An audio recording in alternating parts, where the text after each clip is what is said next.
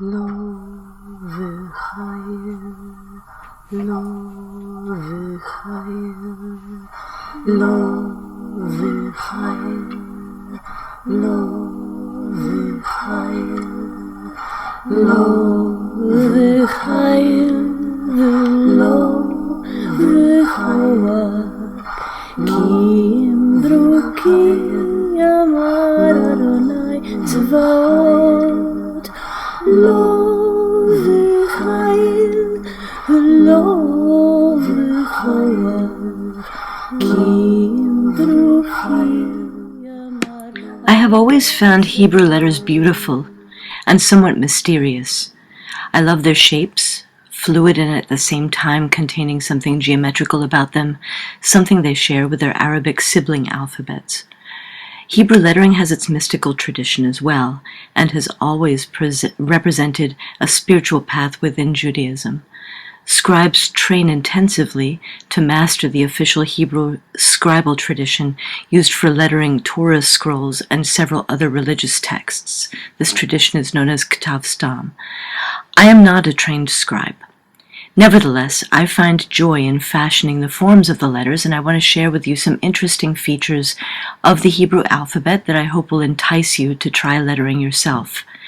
Afterwards, I will say a little about Hanukkah and the quotation that we are lettering. I am using Dr. Phil Martin's bleed-proof white ink on Stygian black Canson metaint paper. My pen nib is a P6 poster nib. Any broad pen will work.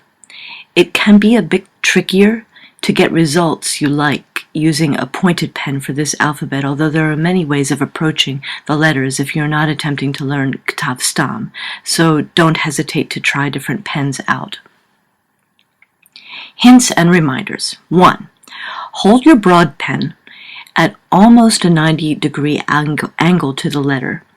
The first thing one notices about Hebrew when coming at it from italic or other scripts is that its horizontal strokes are always thicker than its verticals, which can feel somewhat counterintuitive as you begin. 2. Think of the letters as hanging from your horizontal guidelines instead of resting on them. If you succeed in aligning the tops of your letters properly, your Hebrew will be more likely to have a good shape and placement in the line. 3. Hebrew, like Arabic, is written right to left. Always pull with your pen, never push. You can adjust your position so as to keep your hand and wrist from blocking your vision, but it takes a little practice. Left-handers may wind up needing to adjust the paper even to 180 degrees, possibly, to maintain pulling strokes. 4. Hebrew has few but prominent ascenders and descenders. The one I show here is Lamed, which has both ascending stem and descending tail. Others to watch out for spacing with are the final forms of Nun, Kaf, Pe, and Sadek. The letter Ayin has a tail that dips below the lower guideline as well, and depending on your style, Taf may also do this. Lamed is really the only letter with a prominent ascender, which simplifies things a bit. 5. Watch out for the frequent look-alike letters if you're unfamiliar with the alphabet, and notice and practice their differences. Hey and Het and Taf, Dalet and Resh, Beit and Kaf, Ayin and Sadek, Zayin and Vav. Last tip, 6. 6 of the Hebrew letters can be made to stretch calligraphically in a beautiful way that remains legible, as I have done a bit here. This also allows them to cover a larger space, which can be convenient for the artist. The stretchable letters are Dalet, slightly, Hey, Lamed, final Mem, Resh, and Taf. I want to add that in Hebrew, playing with the size of letters, as I do with the quotation I letter here, often lends not just visual interest, but meaning as well, which springs from the enormous tradition of learned commentaries in Hebrew, often added to the primary text in smaller lettering. You can find recommended books and sources on the PDF. Hanukkah and this biblical quotation, "Not by might, nor by power or strength, but by my Spirit, saith the Lord of hosts." Zechariah 4:6. The story behind Hanukkah is well known. The Jewish Festival of Lights commemorates the Maccabean Revolt, which began in 167 BCE as a rebellion of Jewish fighters led by Judas Maccabeus and his brothers against the Seleucids, the contemporary Hellenistic Greek dynasty of rulers over the area of Palestine and Syria.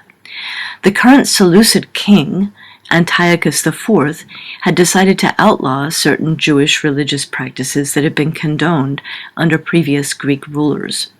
3 years after the start of the rebellion, the Maccabees and their army attacked and captured part of the city of Jerusalem, including the temple. Eventually, the Seleucids relented and allowed Jewish practices to be reestablished, although many of the rebels fought on even afterwards, wanting total independence from the Greek rulers and to push out the Greeks from Jerusalem generally. They ultimately got their wish 20 years later for a short time, but that is another story. After they had reclaimed the Jerusalem temple from pagan hands, the Jewish followers of the Maccabees cleansed it, rebuilt the altar, and wanted to light its oil lamp, which in every Jewish temple indicates the presence of the deity and remains lit at all times. The story goes that there was only enough oil left for a single day, and yet the lamp stayed lit, to their amazement, for a full 8 nights. The lighting of candles on the Hanukkah menorah, called the Hanukkah, commemorates the miracle. Each night of Hanukkah, one more candle in the Hanukkah is lit, until all 8 are burning on the 8th night. From the miracle of the lamp lighting, which was part of the rededication of the temple, comes the word Hanukkah, from the Hebrew word meaning to dedicate. The words of Zechariah 4:6, from a mystical vision of that prophet, are sometimes thought to have been used as a rebuke by the Jewish priests, some of whom opposed the fighting that the Maccabees were leading. The priests emphasized trust in God's Spirit rather than in human strength or ability to fight. This idea of the priests disappoints some who've identified with the fight of the Maccabees, but I think of it instead as a way of encouraging humility and respect for others even during conflict. Debbie Friedman, a modern Jewish songwriter and singer, wrote a Hanukkah song based upon the words of Zechariah that I love because it makes a link between spirit, song, art, and peace. Her lyrics are, "Not by might and not by power, but by Spirit alone shall we all live in peace. The children sing, the children dream, and their tears may fall, but we'll hear them call, and another song will rise, another song will rise, another song will rise. Not by might and not by power, but by Spirit alone shall we all live in peace. Not by might, not by power. Shalom." Happy Hanukkah to everyone. Lo